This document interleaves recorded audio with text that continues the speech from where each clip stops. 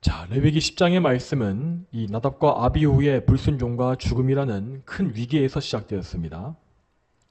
이스라엘 백성은 회막의 제사 사역이 시작되자마자 4명의 제사장 중에서 2명을 잃어버렸고, 그래서 백성들을 위한 중보의 사역은 크게 위축되어서 무너질 수 있는 상황에 처했습니다.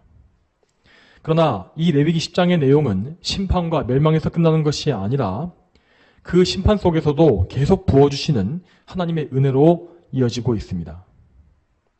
인간의 범죄는 항상 인간 자신에게 큰 손실과 위기를 가져옵니다.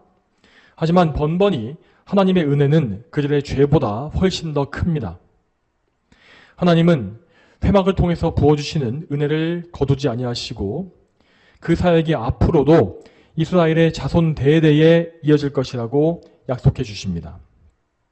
그리고 그 약속을 지키시기 위하여서 하나님은 아론과 그의 남은 아들들에게 곧바로 사역을 속행하라고 명하신 것입니다. 자, 이 명령은 그들을 잔인하고 가혹하게 다루신 것이 아니라 그들을 오히려 선하게 훈련시키시기 위함이었습니다. 하나님은 나답과 아비후의 죽음을 통하여서 남아있는 제사장들에게 더욱 큰 경외심을 주셨습니다. 그리고 또한 그들에게 주어져 있는 약속을 재확인해 주심으로써 그들에게 베푸신 은혜가 결코 변하지 않을 것임을 보여주셨죠. 자, 만일 하나님께서 이 남아있는 제사장들이 이 자기 감정에 휩쓸려서 사역을 포기하게끔 내버려 두셨다면 이것은 그들 자신에게 훨씬 더 큰 재앙을 불러왔을 것이 분명합니다. 또한 그들이 사역을 중단하는 것은 이스라엘 회중 전체에도 크나큰 재앙이 되었을 것입니다. 만일 그들이 회막에서의 사역을 멈추었다면 이스라엘 백성은 그 기간 동안에 하나님께 나아갈 수가 없었을 것이고 하나님께 속죄함 받을 길이 끊어졌을 것이기 때문입니다. 이렇게 하나님의 은혜를 누리지 못하는 것은 단지 그것이 일시적이라 할지라도 큰 재앙입니다. 자, 그리고 이와 같이 이스라엘의 제사장 사역이 중단될 수 없었던 이유는 그것이 곧 대제사장이신 예수 그리스도의 사역을 예표하기 때문이었습니다. 여러분, 예수 그리스도께서 행하시는 대제사장의 중보 사역은 결코 멈추지 않습니다. 예수님은 그분 자신이 흘리신 보혈로 말미암아서 대제사장의 사역을 행하고 계시며 또한 하나님은 그 영원한 그리스도의 보혈의 공로를 통하여서 당신의 백성을 받아주시는 것입니다.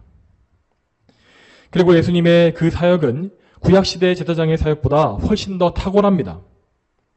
구약시대 제사장들은 정말 쉴 틈이 없이 계속해서 제사를 집례했지만 그들도 사람이기 때문에 밤에는 쉬어야 했고 그때만큼은 제사를 드릴 수가 없었습니다. 그러나 예수님은 졸지도 않고 주무시지도 않으며 또한 휴식을 취하실 필요도 전혀 없습니다. 우리를 위한 예수님의 중보 사역은 단 한순간도 쉬지 않으시기 때문에 우리는 밤이든 낮이든 새벽이든 언제 어느 때라도 예수님께 의지하여서 하나님께 나아갈 수가 있는 것입니다. 자, 다시 본문을 보겠습니다. 하나님은 아론과 그의 아들들을 붙잡아 주셨고 그들은 그래서 나답과 아비후가 죽었던 그날에도 계속해서 사역을 이어갈 수 있었습니다. 그런데 오늘 본문을 보게 되면 자, 그 당일의 사역에 또다시 큰 문제가 발생했다는 사실이 나와 있습니다. 먼저 16절을 보겠습니다. 16절에 모세가 속죄제의 염소를 찾아보고 그것이 이미 불타버렸음을 알고 아론의 남은 아들들인 엘르아살과 이다말에게 노하며 말했다. 자, 모세는 이스라엘 회중을 위한 중재자의 역할을 감당하는 하나님의 큰 일꾼이었습니다. 그는 정말로 이스라엘 백성들을 자기 생명보다 더 사랑했고 그래서 그들과 하나님 사이를 중보하는 이 제사 사역에 대해서 정말 큰 관심과 사랑을 가지고 있었습니다.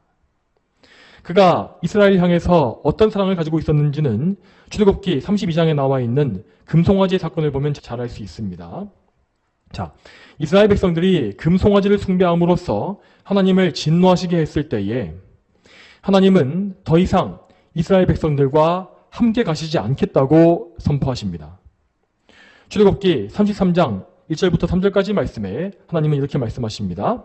자, 제가 읽겠습니다. 출애굽기 33장 1절부터 3절까지 말씀입니다. 자, 여호와께서 모세에게 말씀하셨다. 내가 이집트 땅에서 인도하여 낸 백성과 함께 여기서 떠나 내가 아브라함과 이삭과 야곱에게 맹세하여 내가 내 자손에게 주겠다 한 그 땅으로 올라가거라. 내가 천사를 내 앞에 보내어 가나안 족속과 아모리 족속과 헷 족속과 브리스 족속과 히위 족속과 여부스 족속을 쫓아내고 너희를 젖과 꿀이 흐르는 땅으로 들어가게 하겠으나 나는 너희와 함께 올라가지 않겠다. 이는 너희가 목이 곧은 백성이므로 내가 길에서 너희를 멸할지도 모르기 때문이다. 자, 이 말씀에서 하나님은 이스라엘 백성들에게 가나안 땅으로 올라가서 거기를 차지하라고 명령하시지만 자, 단지 그들과 함께 가시지 않겠다고 말씀하신 것입니다. 심지어 하나님이 보내주신 천사들도 이스라엘과 함께 할 것이지만 하나님만큼은 그들과 함께 그 땅으로 올라가지 않겠다고 말씀하신 것이죠.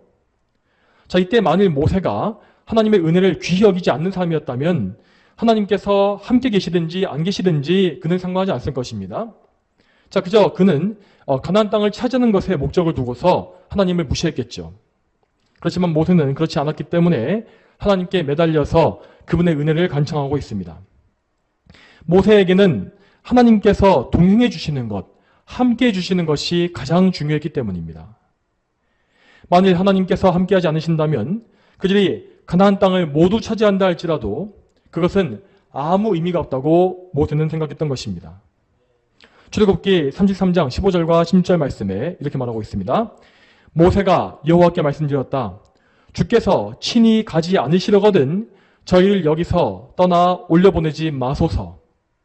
저와 주님의 백성이 주님 앞에서 은총을 입었다는 것을 무엇으로 알 수 있겠습니까?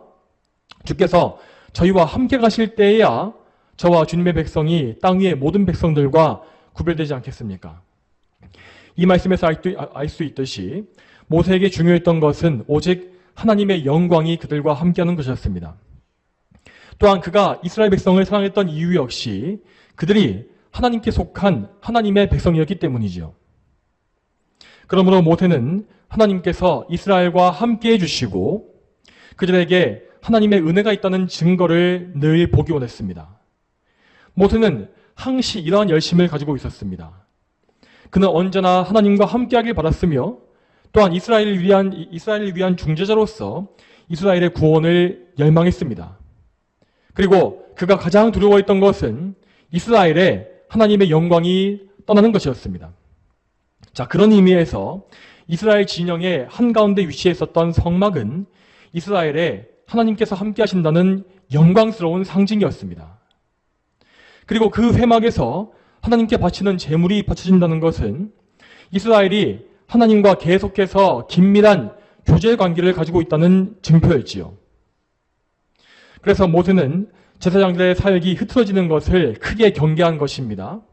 자, 제사장을 비롯해서 모든 회막의 사역은 이스라엘 백성들이 하나님께 나아가는 데에 반드시 필요했습니다. 회막이 멈추게 되면 이스라엘의 영적 생명이 멈추는 것과 똑같았습니다. 따라서 모세는 나답과 아비후의 죽음이라는 이 비상시국 가운데에서 더더욱더 경계하면서 이 제사장들의 사역이 잘 이루어지는지를 살핀 것입니다. 자, 16절 말씀에서 모세는 속죄제의 염소를 찾아보았다라고 했습니다. 자, 여기에서 찾아보고라는 말은 그냥 대충 찾아보고 말았다는 뜻이 아닙니다. 그는 그것을 찾기 위해서 부지런히 찾아다니고 또 찾아다니는 것입니다. 이처럼 모세는 하나님의 말씀에 촉각을 곤두세우고서 이스라엘 백성 중에서 특히 이 제사장의 사역 중에서 하나님의 율법이 지켜지고 있는지를 면밀히 살펴본 것입니다. 자, 한편 여기에서 모세가 찾고 있는 이 염소는 자, 앞에서 이 9장 15절에서 언급되었던 이 속죄제의 제물입니다. 자, 레위기 9장 15절 말씀이 이렇게 되어 있습니다. 자, 9장 15절 말씀에 그가 또 백성의 예물을 가져왔고 또 백성을 위한 속죄제의 순염소를 가져다가 그것을 잡아 전과 같이 속죄제를 드렸으며 하였습니다. 자, 이 염소가 바로 지금 찾고 있는 그 염소입니다. 자, 이 염소가 바쳐졌던 때는 아론과 그 아들들이 첫 번째로 공식적인 제사를 드렸던 그 당시였습니다. 그때 제사장들은 먼저 제사장인 자신들을 위한 속죄제와 번제를 바쳤고 자, 그리고 나서 그 이후에 백성들을 위한 제사를 드렸습니다. 이렇게 제사장들이 백성들을 위한 첫 번째 공식적인 제사를 드렸을 때에 바쳐진 제물이 오늘 본문에서 모세가 찾고 있는 그 염소인 것이죠. 자, 이윽고 모세는 그런데 그 염소가 모두 불태워져서 없어졌다는 사실을 알게 되었는데 그는 여기에 대해서 분노함으로써 제사장들을 책망하고 있습니다. 그리고 17절과 18절 말씀에서 그는 그 속죄 제물이 어떻게 처리되어야 했었는지를 자세히 말해줍니다. 자, 여러분, 여기에서 우리는 이 속죄제 제사법이 어떠한지를 다시 생각해 봐야 할 것입니다. 자, 속죄제에 대한 율법은 레위기 4장이 나와 있는데, 자, 거기에서 백성 전체를 속죄하기 위해서 바쳐지는 제물은 염소가 아니라 수송아지로 정해져 있었습니다. 자, 그런데도 여기에서 백성 전체를 위한 제물이 염소였던 이유는 이 제사가 백성들의 어떤 특정한 범죄 사실 때문에 드려진 것이 아니기 때문입니다. 이 제사는 어떤 특정한 범죄를 속죄하기 위한 것이 아니라 이 제사장 위임식이라는 특수한 상황에 한정해서 바친 제사였습니다. 그래서 이 제사는 공식적인 제사법을 따르지 아니하고 그저 염소를 바치게 되었던 것이죠. 자, 그리고 우리가 이 속죄제 전체의 내용을 간략하게 다시 살펴보자면 이렇습니다. 자, 레위기 4장이 나와 있는 이 속죄제의 율법은 죄를 지은 사람의 신분에 따라서 제물의 종류와 제사의 방법에 차등을 두고 있습니다. 먼저 제사장이 죄를 지었을 때와 그리고 이스라엘 회중 전체가 죄를 지은 경우에는 그 죄를 매우 심각하고 엄중하게 처리하도록 되어 있었습니다. 왜냐하면 제사장이나 이스라엘 회중 전체가 범죄했을 경우에는 그 죄가 성막 안까지 오염시키는 것으로 간주되었기 때문이죠. 그래서 그 속죄제에는 가장 값비싸고 좋은 제물인 수송아지를 드리게 되어 있었습니다. 그리고 그들의 죄가 오염시킨 회막 내부를 정화시키기 위하여서 제사장은 제물의 피를 취해서 성막 안까지 들어가서 그곳에 피를 뿌려야 한다고 되어 있습니다. 자, 그리고 이와 같이 제물의 피가 회막 안까지 들어가게 되면 자, 그 제물은 제사장들이 먹을 수가 없었습니다. 왜냐하면 이 회막 안까지 피를 뿌린다는 것은 그만큼 이 속죄해야 할 죄가 위중하고 광범위하다는 뜻이었기 때문이지요. 그래서 그 제물에 남은 고기는 모두 다 진 밖으로 다 가져가서 불태우게끔 되어 있었던 것입니다. 자, 이렇게 회중 전체를 위한 속죄 제물이 진 밖에서 불태워지는 것은 예수 그리스도께서 예루살렘 성 밖에서 십자가에 달려 돌아가신 것을 예표하는 것입니다. 이것에 대해서 히브리서 13장 11절과 12절에 이렇게 나와 있습니다. 히브리서 13장 11절과 12절 말씀에 그 짐승의 피는 죄를 위하여 대제사장이 성소로 가지고 들어가고 그 몸은 진 밖에서 불태워지기 때문이다. 그리하여 예수께서도 자신의 피로 백성을 거룩하게 하시려고 성문 밖에서 고난을 당하셨다. 자, 그리고 이와 반대로 이 백성들의 개인적인 속죄제 제물에는 염소가 정해져 있었습니다. 자, 단지 이제 그런데 이 백성의 지도자가 죄를 짓게 되면은 순염소를 바치게 되어 있었고 또 일반적인 백성들은 암염소를 바치게 되어 있었죠. 자, 이 경우에 백성들 각 개인의 죄는 성막 내부까지는 오염시키지 않는다고 간주되었습니다. 그래서 성막 안까지는 피가 뿌려지지 않았습니다. 그리고 그 제물은 진 밖으로 나가지도 않았죠. 자, 대신에 그 남아있는 고기는 제사장들의 몫으로 돌아가게 되었고 제사장들은 그것을 회막 울타리 안에 거룩한 장소에서 먹게끔 되어 있었습니다. 자, 이것은 아무래도 이것이 개인적인 죄이기 때문에 이 죄의 범위와 영향력이 작다고 본 것입니다. 그래서 오늘 본문에서 바쳐진 제물의 경우에는 백성 개인을 위한 속죄제법을 따랐으므로 그 제물을 제사장들이 반드시 먹어야 했던 것입니다. 자, 본문의 17절과 18절 말씀을 다시 보겠습니다. 이 속죄 제물은 지극히 거룩한 것인데 너희는 어찌하여 그것을 거룩한 곳에서 먹지 않느냐? 이것은 여호와께서 너희가 회중의 죄를 담당하여 여호와 앞에서 그들을 위해 속죄하게 하시려고 너희에게 주신 것이다. 그 피는 성소 안으로 들여오지 않는 것이니 너희는 내가 명령한 대로 반드시 그것을 거룩한 곳에서 먹었어야 했다. 여기에서 모세가 말한 바와 같이 제사장들은 이스라엘 회중의 죄를 담당함으로써 그들의 죄를 속죄해야 할 임무를 맡고 있었습니다. 그렇기 때문에 그들은 반드시 그들의 제사를 율법대로 정확히 마쳐야만 했습니다. 특히 여기에서 제물을 먹는 것은 하나님께서 그 제사를 받아주시고 그것을 제사장들의 몫으로 주셨음을 의미하는 것이었습니다. 따라서 제사장들이 제물을 먹도록 되어 있는 제사에서 제물을 먹지 않는 것은 그 제사가 율법대로 마쳐지지 않았다는 것을 의미했습니다. 즉, 오늘 본문에서 제사장들이 제물을 먹지 않은 이것은 백성들의 속죄와 직결된 매우 중요하고 심각한 잘못이었던 것입니다. 따라서 모세는 이 말을 하면서 아론과 그 두 아들들에게 분노할 수밖에 없었던 것입니다. 자, 모세가 이렇게 분노하는 것은 매우 드문 일이었는데 이 성경은 모세의 성품에 대해서 이렇게 말하고 있습니다. 민수기 12장 3절 말씀에 이 사람 모세는 지면에 있는 어떤 사람보다도 더욱 온유하였다 하였습니다. 자, 이 말씀과 같이 모세는 그 성품이 매우 온유했기 때문에 자기의 유익을 위한 혈기나 분노를 거의 보여주지 않았습니다. 그렇지만 그는 하나님의 영광을 위한 일에 대해서는 이렇게 분노함으로써 사람들을 책망하고 바로잡는 역할을 했던 것입니다. 그러나 그런 상황임에도 불구하고 모세는 그의 분노를 상당히 절제하는 것을 볼 수 있습니다. 자, 10절의 말미를 보게 되면 자, 그가 아론의 아들들인 엘르아살과 이다말에게 노함이 말했다고 했는데 사실 이 제사는 아론이 주도했던 것이었으므로 아론이 책망을 받아야만 했습니다. 그렇지만 모세는 대제사장인 아론을 존중하고 배려하기 위해서 간접적인 책망을 한 것으로 보입니다. 그는 아들들을 잃어버린 아론을 너무 가혹하게 대하지 않기를 원했고 그래서 이렇게 절제된 방법으로서 제사장 전원을 책망했던 것이죠. 그렇지만 이유가 무엇이든지 간에 아론과 그의 아들들은 이 제사에 대해서 큰 잘못을 범한 것이었습니다. 특히나 그 당일에 나답과 아비후의 죽음이 있었다는 사실을 생각해보면 그들은 정말로 큰 책망을 받아야 마땅했습니다. 여러분, 나답과 아비후가 죽었던 이유가 무엇입니까? 그것은 그들이 하나님의 법을 무시했기 때문입니다. 그런데도 이렇게 또다시 제사법이 위반되었다는 것은 정말로 심각한 사태였던 것이죠. 그래서 모세는 제사장들의 행동을 매우 무책임하고 경솔한 것으로 판단했습니다. 그들의 행동은 그들 자신의 목숨을 위태롭게 할 뿐만 아니라 이스라엘 회중 전체를 위험하게 만드는 일이었기 때문입니다. 만일 그들마저 죽임을 당한다면 이스라엘에는 더 이상 제사장이 남지 않게 되는 것이 아닙니까?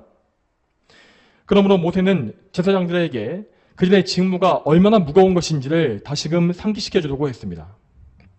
그렇지만 모세의 생각과 다르게 아론은 그저 실수를 한 것이 아니었습니다. 물론 그는 큰 슬픔 속에서 자신의 마음을 간신히 붙잡고 있었지만 나름대로 타당한 이유를 가지고서 제물을 먹지 않은 것입니다. 그래서 아론은 여기에서 정당한 반론을 제기하고 있습니다. 자, 이어서 19절과 20절 말씀을 보겠습니다. 19절과 20절 말씀에 이에 아론이 모세에게 말하기를 보십시오. 오늘 그들이 자기들의 속죄제와 번제를 여호와 앞에 드렸는데도 이런 일이 내게 일어났는데 오늘 내가 속죄 제물을 먹었더라면 여호와 보시기에 좋았겠습니까? 하니 모세가 그 말을 듣고 좋게 여겼다. 자, 모세의 책망을 받은 아론은 이에 대해서 분노하거나 반항심을 품지 않았습니다. 대신에 그는 아주 차분하고 겸손하게 자기 행동의 이유를 말하는 것입니다. 그는 다시금 이 그날 제사를 처음 시작하면서 일어났던 모든 일들을 말하고 있습니다. 자, 아론과 그의 아들들이 제사장 위임을 받고 나서 첫 번째로 드린 공식적인 제사는 바로 제사장인 그들 자신을 위한 제사였습니다. 그들은 가장 먼저 자신의 죄를 속죄하기 위한 속죄제를 드렸고 또한 자신을 하나님께 온전히 바친다는 의미에서 번제를 바쳤습니다. 자, 그리고 나서야 그들은 백성들을 위한 첫 번째 제사에 봉사할 수 있었던 것입니다. 그런데 나답과 아비후는 이 첫 번째 공식적인 제사 이후에 잘못된 행동을 하다가 죽임을 당한 것이죠. 다시 말해서 그들은 자신을 위한 속죄제를 철저히 다 드렸음에도 불구하고 또다시 죄를 지음으로써 죽임을 당한 것입니다. 이 두려우신 하나님의 심판에 대해서 아론은 큰 슬픔과 함께 압도적인 두려움을 느끼고 있었습니다. 그래서 아론은 도저히 이 속죄제의 제물을 먹을 수가 없었던 것입니다. 특히 그는 죽은 나답과 아비후의 아버지로서 이 자식들의 불경건함에 대해서 큰 죄책감을 느꼈을 것입니다. 이러한 죄책감과 슬픔이 가득했기 때문에 그는 감히 하나님의 거룩한 제물을 먹을 수가 없다고 판단한 것이죠. 왜냐하면 제사장들이 제물을 먹는 그 일은 하나님께서 백성들의 죄를 사해 주셨다고 하는 기쁨의 상징이었기 때문입니다. 이렇게 기쁘고 거룩한 일에 두려움과 슬픔을 가지고서 참여한다면 과연 그것이 하나님 보시기에 좋았겠습니까? 라고 아론은 말하고 있는 것입니다.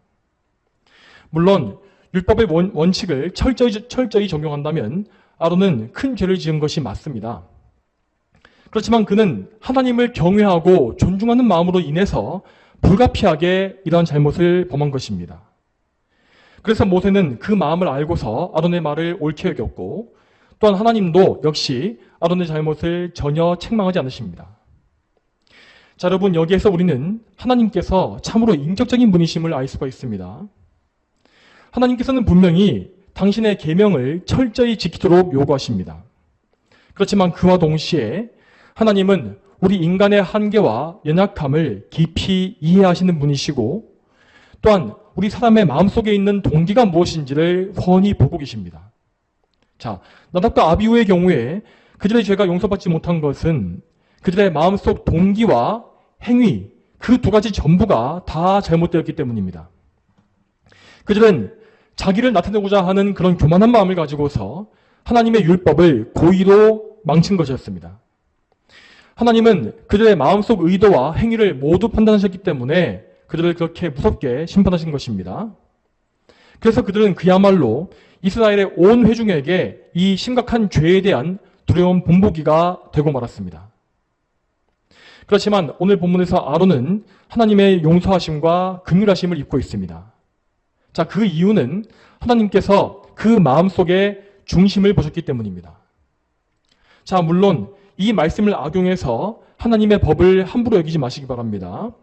자, 오늘날 교회 안에서 너무나 많은 사람들이 하나님께서 중심을 보신다는 이 말을 악용하고 있지 않습니까? 그들은 교회 안에서 사실상 자기들이 하고 싶은 일을 다 마음대로 행하면서 하나님은 중심을 보신다. 그러므로 우리의 행위는 아무 의미가 없다라는 핑계를 대고 있습니다. 그렇지만 성경은 그런 식의 오류를 전혀 인정해주지 않습니다. 자, 이 아론의 경우에는 그 마음속에 하나님을 향한 깊은 두려움과 경외심이 있었습니다. 또한 그는 하나님에 대해서 일체 교만한 마음을 품지 않고 있었고 그리고 자신의 행위가 혹시라도 하나님의 뜻에 어긋나지 않을까 심사숙고한 것입니다. 그는 분명히 자기가 제물을 먹지 않는 것이 율법에 어긋나는 일임을 알고 있었지만 그 제물에 유선적인 마음으로 참여하는 것 역시 도저히 행할 수가 없었던 것이죠. 그래서 하나님은 그 마음의 의도와 그 생각과 그리고 그 모든 이유를 다 살펴주셔서 그의 잘못을, 그 허물을 덮어주신 것입니다. 자, 여러분, 그러므로 이 말씀과 같이 우리는 항상 하나님께서 인격적이신 분이심을 기억하면서 그분과의 관계를 맺어야 합니다. 우리는 하나님을 두려워하는 경외심을 늘 가지고 있어야 하고 또한 그분의 긍휼하심과 인애로우심을 신뢰해야 합니다. 여러분, 하나님을 경외하는 것과 그분의 사랑을 아는 것, 이 균형을 유지하는 것은 우리의 신앙에 매우 중요합니다.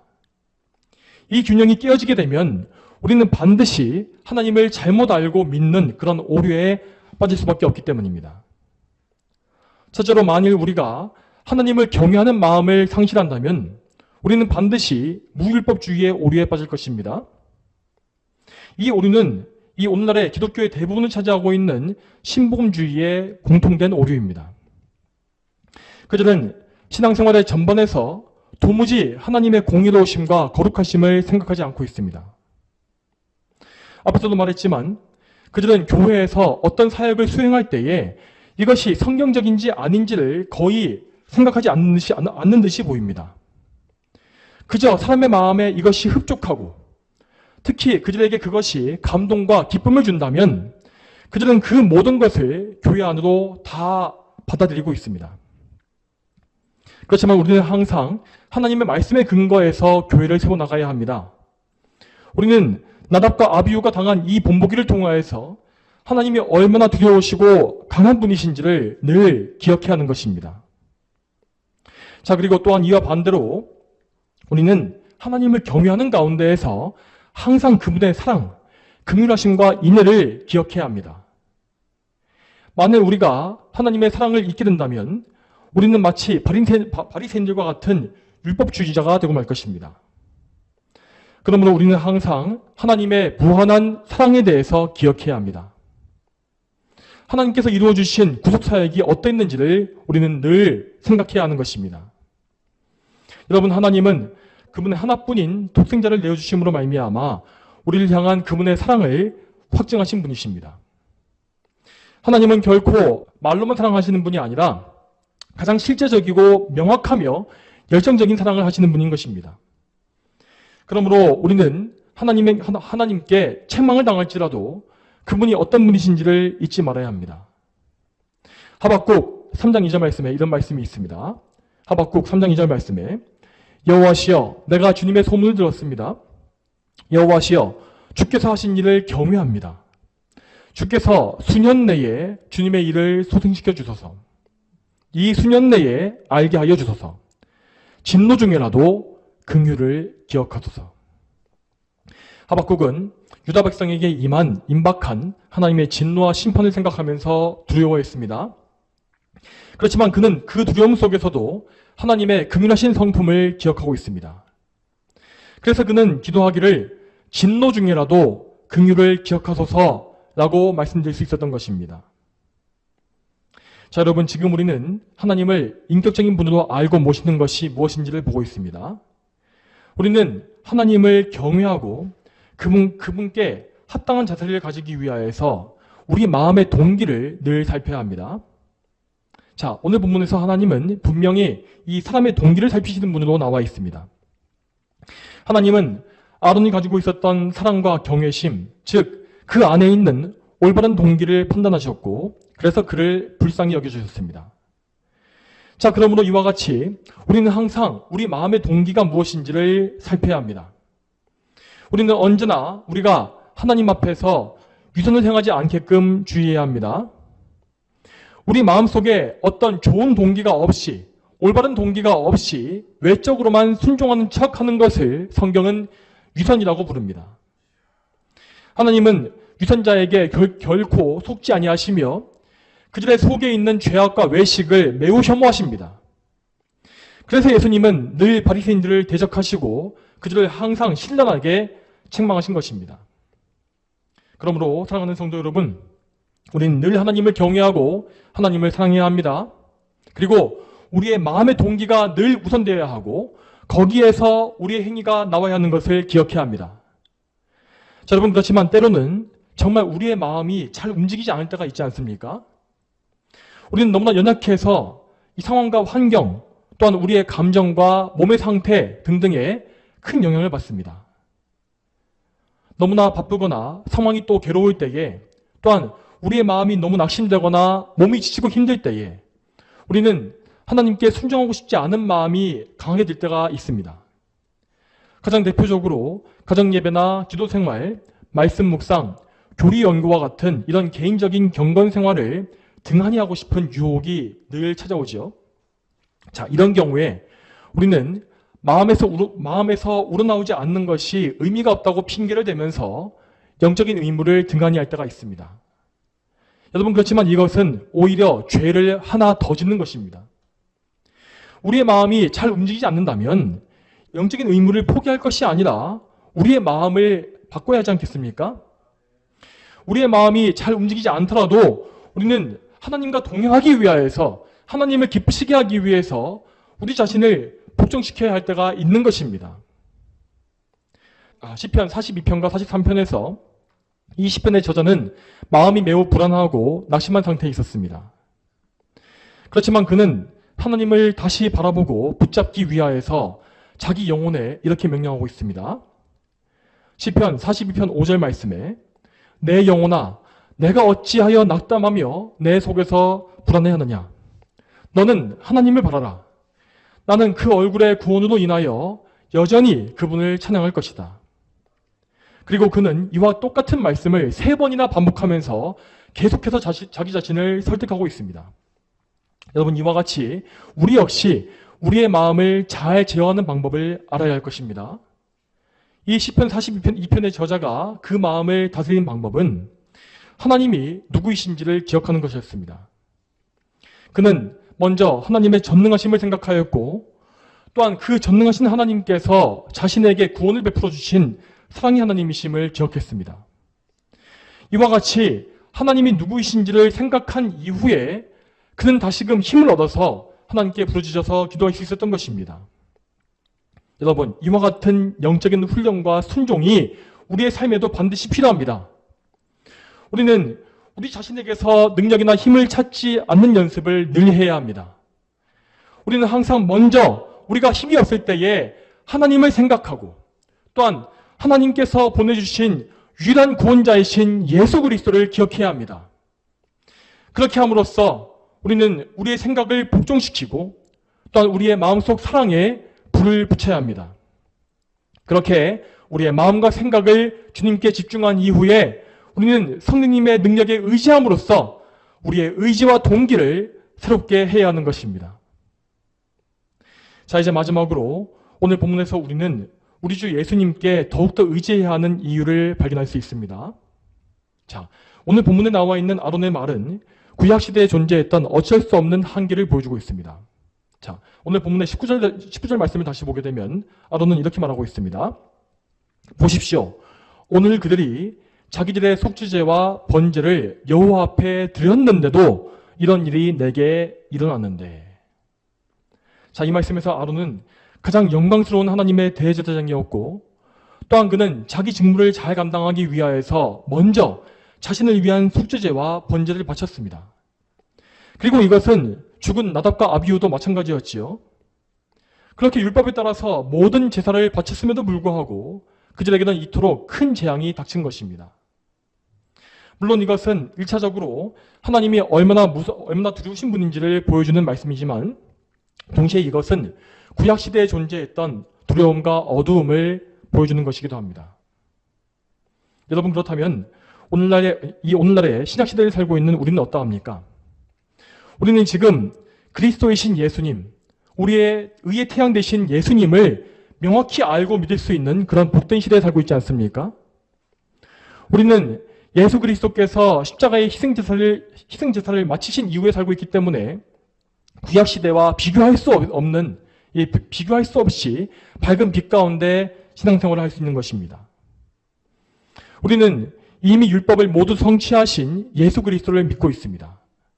자, 그리고 그러므로 우리는 그분을 사랑하는 마음에 의해서 자발적으로, 의무가 아니라 자발적으로 계명에 순종하는 삶을 사는 것입니다. 여러분, 그러므로 항상 예수 그리스도께 의지하시고 그분을 깊이 사랑하시기 바랍니다. 우리에게 항상 가장 우선시되어야 하는 것은 오직 예수 그리스도를 믿고 그분을 사랑하는 그것입니다. 이것이 선행되지 아니하면 우리는 반드시 잘못된 신앙에 빠질 수밖에 없습니다. 사람들은 예수님을 사랑하지 않기 때문에 물법주의나 율법주의의 극단으로 항상 치우치는 것입니다. 그러므로 우리는 예수 그리스도를 온전히 사랑하는 가운데 항상 하나님의 계명에 순종하기를 힘써야 합니다. 여러분, 반드시 기억하십시오. 자, 그리스도를 사랑하는 사람은 하나님을 지극히 경외하게 되어 있으며, 또한 그분에게 순종하기 위해서 힘쓰게 되어 있습니다. 그리고 그리스도께 순종하는 그 기준은 십계명에 다 요약되어 있는 것입니다. 자, 그런데 여러분은 십계명을 어떻게 순종해야 하는지를 알고 계십니까? 그리고 그 알고 계시는 지식을 여러분의 삶에 잘 적용하고 있습니까?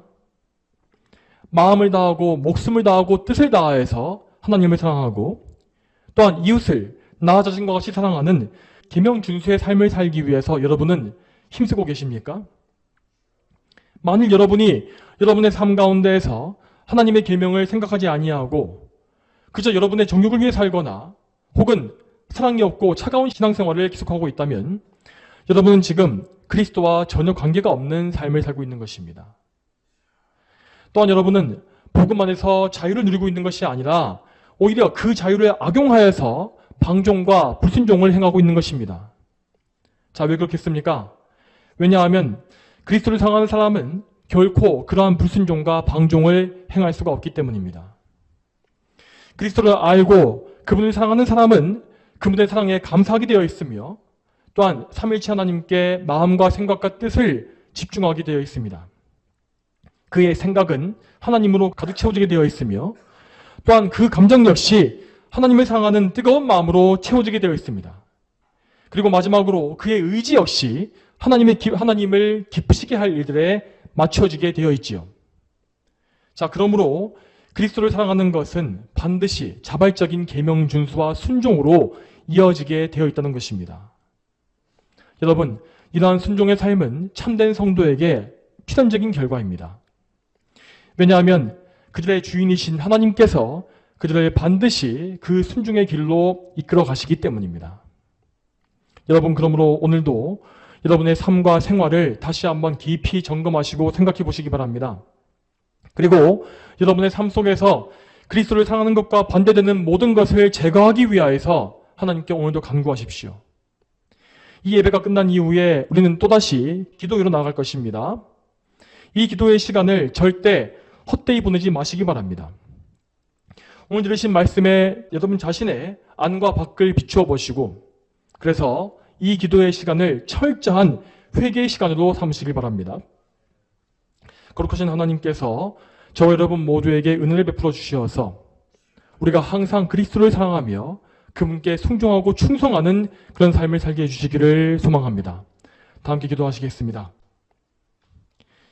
하나님 아버지, 오늘도 레위기의 말씀을 통하여서 우리가 하나님 앞에서 인격적으로 하나님을 섬기며 사랑하는 것이 무엇인지를 알게 하심에 감사드립니다. 하나님, 아론이 하나님을 경외하는 그런 동기와 하나님에 대한 합당한 두려움을 가지고 행동했을 때에 그의 외적인 행위가 다소 잘못되었을지라도 하나님은 그의 마음을 아시고 그의 허물을 덮어주셨습니다. 하나님, 저희가 이 말씀을 온전하게 성경적으로 잘 이해하게 하셔서 항상 하나님을 경외하는 마음과 하나님을 사랑하는 마음이 늘 저희 속에 공존할 수 있도록 도와주시옵소서. 늘 그리스도 예수님을 사랑하는 마음을 가지고서 그 사랑의 마음으로 인하여서 하나님의 계명에 철저히 순종하는 그런 참된 성도의 삶을 능히 살 수 있도록 저희를 이끌어 주시기를 소망합니다. 감사드리며 예수님의 이름으로 기도 올립니다. 아멘.